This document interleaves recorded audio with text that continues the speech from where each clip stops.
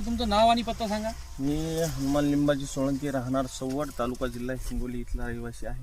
माझ्या शेतात 1.5 एकरचा प्लॉट आहे. बरं. कोणती व्हेरायटी याची हळदीची? श्रीशैलम. श्रीशैलम. केव्हा लागवड केलेली आहे? ही 20 जूनला. 20 जूनला. बरं, हे हळदीचं नियोजन करत असताना तुम्ही जी ट्रीटमेंट आहे कोणाकडून ही ट्रीटमेंट घेतलेली आहे? गांधरे साहेबांकडून, अमोल गांधरे साहेब. अमोल गांधरे सरांकडून धन्वंतरीचे जे ऑर्गॅनिक प्रॉडक्ट आहे त्यांची ट्रीटमेंट केली. हो.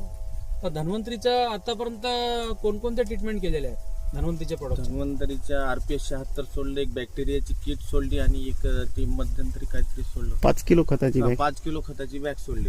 म्हणजे पहिलेपासून आपण घेऊ त्याच्यामध्ये मग शेतकऱ्यांना समजेल. तर बेन प्रक्रिया तुम्ही केलेली आहे का धन्वंतरीच्या प्रॉडक्टची? मायकोरीच वापरली आहे? मायकोरीच वापर. मायकोरीज पावडर वापरून तुम्ही बेन प्रक्रिया केलेली आहे. त्याच्यानंतर जे आपलं खताचे डोस असतात त्या खताच्या डोस सोबत तुम्ही RPS 76 ग्रॅन्युअल 5 किलो वापरलेला आहे. हो, 2 वेळ वापर. किती वेळा वापरलेला आहे? 2 वेळा. म्हणजे एकरी 5 किलो असं तुम्ही 2 बॅगा 2 वेळा वापरलेला आहे. आणि RPS 76 सॉइल गार्ड ते पण एक वेळा सोडलं. एक वेळा एकदा ड्रिंचिंग केलेली आहे. दुसऱ्या वेळेस RPS 76 बॅक्टेरिया सोडली.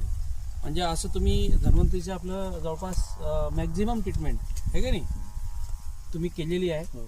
तर तुम्हाला या हळदीमध्ये काय बदल वाटतो? खर्च कमी झाला सर दरवर्षीपेक्षा. बाकी जे आपले रासायनिक आहेत त्याला आतापर्यंत 30-35 हजार लागत होते. आतापर्यंत आमचे 22,000 रुपये काहीतरी सगळं टोटल झालं. टोटल सगळं 22,000 खतं, रासायनिक खतं वगैरे फवारण्या सगळं. म्हणजे आतापर्यंत तुम्हाला जास्त लागले असतील 30-35 हजार रुपये. जास्त 40,000 लोक लागले. 22,000 तुमचं झालं. अजून पण जास्त काही खर्च लागणार नाही. तर विशेष म्हणजे क्वालिटीमध्ये तुमचा फरक काय? आता बघा, ही तुमची हळद आहे, ही तुमची शेजारची हळद आहे, बरोबर आहे?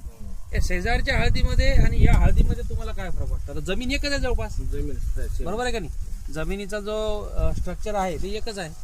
पण आपल्या RPS 76 मुळे जरा हे क्वालिटीमध्ये काय फरक पडला ते सांग. पानाची लांबी, रुंदी, जाडी, हो का? हे म्हणजे फुटव्याची इतीत आहे. फुटव्याची साईज जास्त आहे. फुटव्याची साईज पण जास्त आहे. आणि जी ग्रोथ म्हणतो आपण, आहे का नाही? ग्रोथ मध्ये काय फरक दिसतो? ग्रोथ जी बरी आहे सर. ग्रोथ उंची पण वाढली. आता आपण इथं धुऱ्यावर आहे, 4-5 फुटा जायला जमत नाही आपल्याला. 5-5.5 फुटापर्यंत हाईट आहे सर. हाईट पण चांगली वाढलेली आहे. आता जे थंडीचे दिवस सुरू झाले, बरोबर आहे का नाही? थंडी म्हणजे त्याला थंडीचा परिणाम होऊ नये, तिचा थंडीच्या वातावरणामध्ये त्याचा सेफ राहावं हळद, म्हणजे चांगली राहावं यासाठी आपण ते गोरस अल्ट्रा